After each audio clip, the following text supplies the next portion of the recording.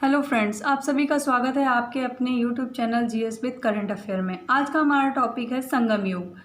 हाल ही में तमिलनाडु में किलादी पुरास्थल के उत्खनन ने यह संकेत दिया है कि संगम युग की अवधि 6ठी शताब्दी ईसा पूर्व और प्रथम शताब्दी ईसा के मध्य हो सकती है। इससे पूर्व संगम युग को 3री शताब्दी ईसा पूर्व और 3री शताब्दी ईसा के मध्य का माना गया है। संगम युग के बारे में जानते हैं। संगम युग के तौर पर उस काल को संदर्भित किया जाता है जब संगम साहित्य के रूप में आरंभिक तमिल साहित्य का संकलन किया गया था। इन साहित्यों को संगम साहित्य कहा जाता है क्योंकि इनकी रचना एवं संकलन कवि सम्मेलनों में की गई थी। इन सम्मेलनों का आयोजन मदुरई तथा कपाटपुरम नगर में किया गया था। उत्खनन उपरांत प्राप्त परिणाम यह तथ्य प्रस्तुत करते हैं कि तमिलनाडु के बैगई नदी के मैदानी क्षेत्रों में द्वितीय नगरीकरण गंगा के मैदानी क्षेत्रों में हुए नगरीकरण के समय ही अर्थात 6ठी शताब्दी ईसा पूर्व में हुआ था।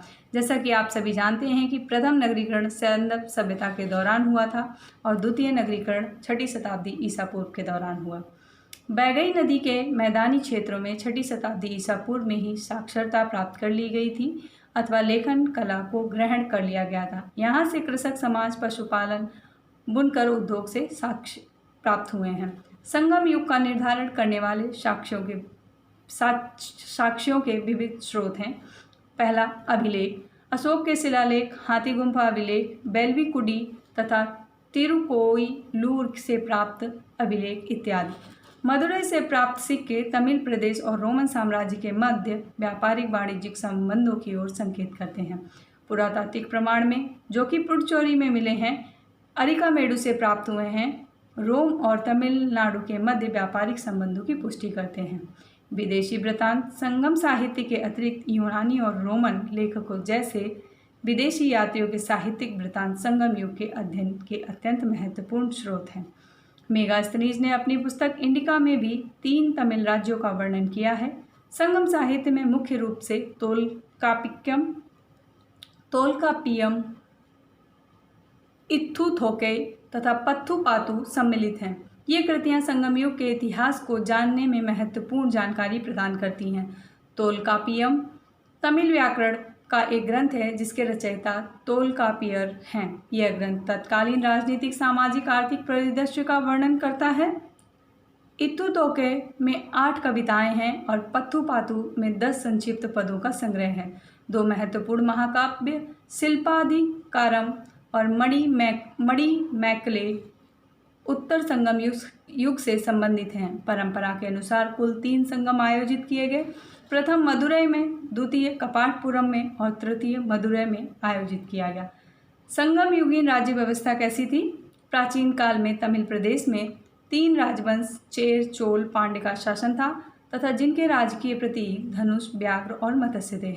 संगम युग के दौरान शासन का स्वरूप वंशानुगत राजतंत्र था। संगम युग के दौरान सैन्य प्रशासन कुशलतापूर्वक संगठित था तथा प्रत्येक शासक के पास एक नियमित सेना थी।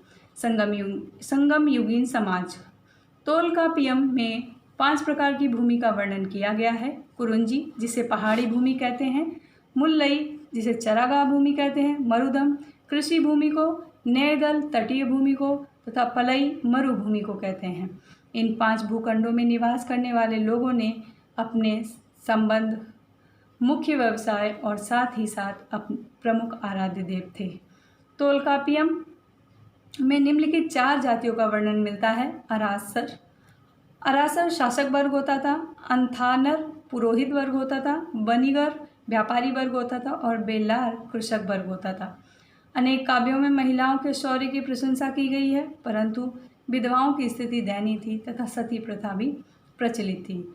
इस युग में टोडा, इरूला, नागा, बेदार जैसी प्राचीन आदिम जनजातियां भी विद्यमान थीं।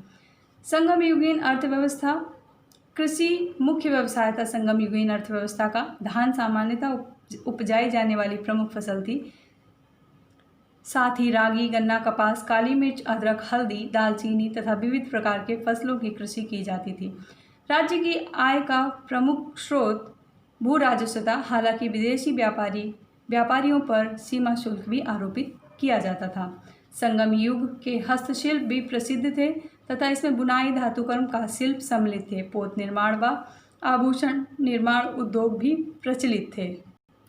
मुख्यतः सूती वस्त्र, मसाले, हाथीदांत से निर्मित उत्पाद, मोती और बहुमूल्य रत्नों का निर्यात किया जाता था, जबकि स्वर्ण, अश्व और मीठी मदिरा का आयात किया जाता था।